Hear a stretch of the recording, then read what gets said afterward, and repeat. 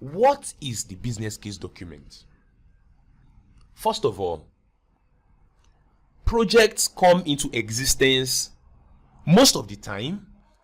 You have multiple projects that could be worked on at any point in time for an organization.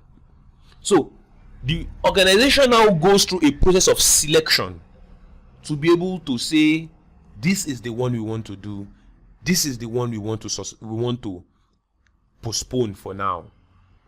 And the decision of whether to do it or not to do it is a function of the justification of which one should we prioritize at the moment, which project should we push, which one should we suspend, which one should we postpone. So strategic planning analysis.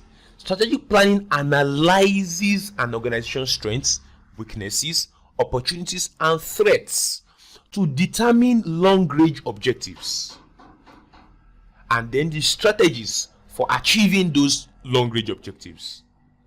Strategic planning often involves predicting the future, predicting future trends, usually between 3 to 5 years, and then need for new products, need for new services. Senior management considers each project's contribution to the strategic goals. And then you are considering the alignment of that project with the strategic plan. So at any point in time, you want to take project decisions.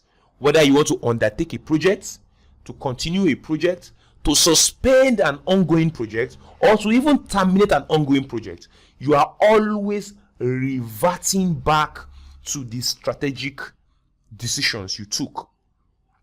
Reverting back to strategic planning and alignment to organizational goals. So when you have numerous projects you could work on, you now consider each one of them based on the strength of how well it aligns to your strategic objectives of the organization.